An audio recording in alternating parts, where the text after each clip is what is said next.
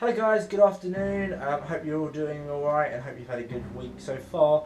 And look at this guys, a little bit earlier, which means we have the natural light behind us and the artificial fake lights that I've got. Well, my lights. Okay, so just a quick spoiler alert guys, I will be spoiling last night's episode of Gotham, possibly back all the way to the beginning of Season 2 and also into Season 1, because I think there's a little bit that I've got to talk about, but not a lot, so that's alright for you guys. I hope you enjoy the episode.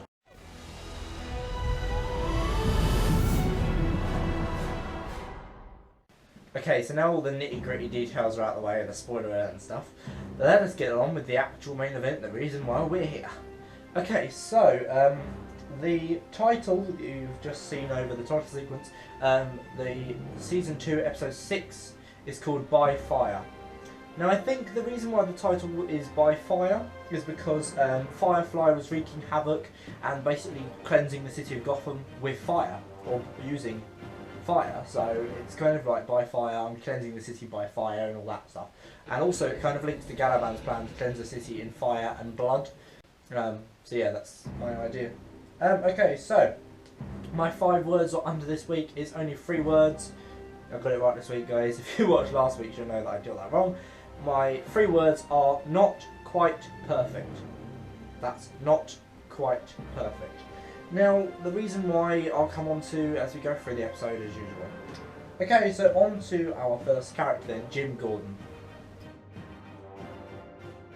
Now, I think that him getting a warning from Barnes and not really caring about it is a risky move to make. I'm not really sure he should be taking this light-hearted. Given that we've seen Barnes firing other police officers already, I don't think Jim should be taking this light-heartedly. His standoff with Selina was tense, but really well acted. I thought the kind of drama was there. It was a fantastic piece of acting from both Cameron Bickendova and Ben McKenzie. Them two together, I love watching them act together because they're both really good actors. And then the fact that he made a promise to Selina and then couldn't actually keep that promise was really sad.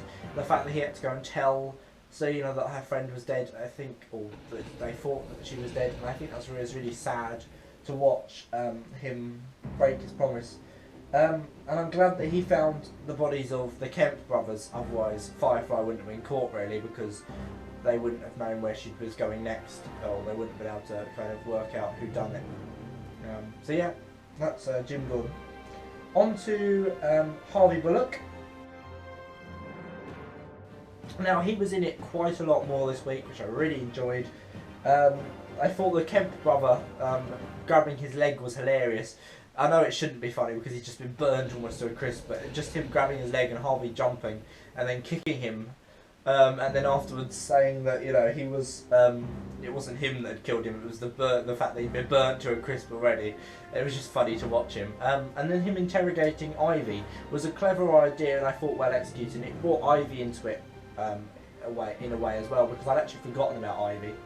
But I think that she will be in it a bit. I want her to be in it a bit more because I quite like her. She's a bit creepy, and I quite like that because it reflects the whole of Gotham. On to Nathaniel Barnes then.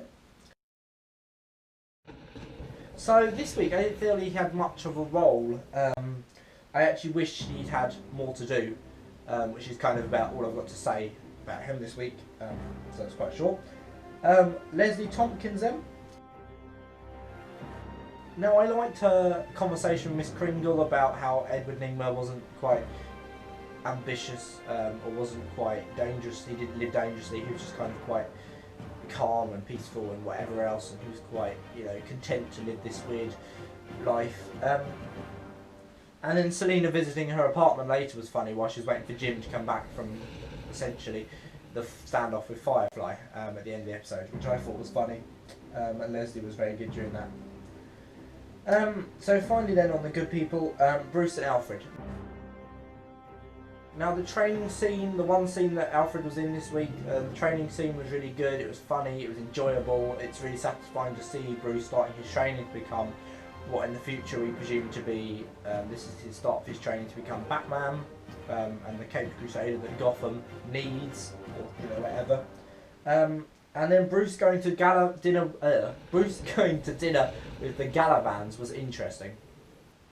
I think that it was quite a weird, wacky place to be, I think, and the fact that now Bruce is trusting Galavan, Theo Galavan, sorry, is a really bad kind of way, and the fact that he's now acknowledging that him and Silver together could be a really good match and it'd be cute and lovely because Tabitha told them it'd be cute. I think we're in for a dangerous ride for Bruce. You know, I just want him to watch out, really. So on to our villains then. We've got Penguin. First of all, Penguin. He was in it very little this week, I thought. The couple of scenes that he was in were really good, as always, because he's such a brilliant actor that he just makes any scene that he's in just light up and it just becomes brilliant. But I want to know what he's going to do now, or next week, now that he knows where his mum is, because Butch found out for him. Which leads me on, quite naturally, to Butch Gilzean. Now he had a lot more to do this week, and I'm really happy that he's in it a lot more. I was a bit sceptical at first about him going to work, obviously for the Galavans in place of Penguin, or Penguin trying to infiltrate the Galavans to find out where his mum was. But then I was actually quite happy that he got found out, because it was just funny watching Butch kind of try and get his way out of it. And now that Tabitha did whatever she did to him last night, beat him up or whatever, I'm wondering if that has reset his programming. So will he now go on to betray Penguin just as he went on to betray Fish? Who knows? I'm really looking forward to that, guys. So post in the comments down below if you think the same as me. Don't spoil it, guys, if you've already watched it, of course. But just, you know, give me an idea. Just help me out where, give me an idea as to what other people are thinking, whether they're thinking along the same lines as me. So we're going to go on to Selina Kyle. Now, I really like her now because I think also she's really coming into her element, and she really came into her element last night. The robbery she performed on kind of the sex den or whatever it was, the prostitute den, I thought was just hilarious. It was brilliant. She was so good in it. Like, it was one of her favourite. I think it's probably my favourite scene of her in it. It's my proudest moment of her as a character. I feel like they've really brought her along now. Helping Bridget to escape was interesting. I feel like she didn't have to do it, but the fact that she feels off, I think, thinks of her as a sister was really sweet, and I think that the fact that she's helping her is really sweet as well. And then she was trying to rescue her when the Kemp brothers actually kidnapped her again. I thought that was really brave of her, but then she obviously got distracted in the standoff with Jim. But I think the fact that we saw her crying again last night, following the death of Bridget, or the supposed death of Bridget, I think this is really good that we're starting to see a different side to Selina that we haven't seen before. It's just really good to see that. So we're going to have the main villain then of the episode, so Firefly. Now, as I said, the robbery was good. She didn't have as much of a role in the robbery as Selina did, but it was still really good. Burning her brothers was vicious, violent and satisfying. Enough said. I was worried that she'd killed herself because her suit leaked, and obviously when she blew up the GCPD car, that blew the back blast, or the back draft from that blew up her, you know, set herself on fire. And now she's been taken to Indian Hill to be experimented on, which I think, as far as I remember, was the place where in season 1 where Maroni and Falcone were fighting over to gain control of. I think it's in Arkham, but the last time I'm really worried because what will happen next, because the last time we were in a medical facility in Gotham, Fish Mooney took her own eye out. Lovely, really. I mean, you know, it was a beautifully performed scene, but still horrible. So yeah, I want to know what's going to happen next. Now, on to my big story for the week, Edward Nygma.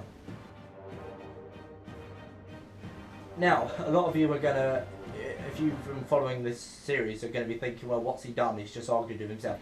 No, Edward Nygma has not just argued with himself, he has struck again. I thought, at first, I'll come back to that in a minute, but at first he was eavesdropping on Miss Kringle and Leslie's conversation. I thought that was really sweet because he kind of then brought her in a latte or a coffee or whatever with a love heart on it. And it was just really sweet. And then he had dinner, and then he invited her over for dinner at her place, his place, sorry. And they started on getting really well again, and she said, is that your bedroom over there? So I assumed, you know, they went to the bedroom and... enough said.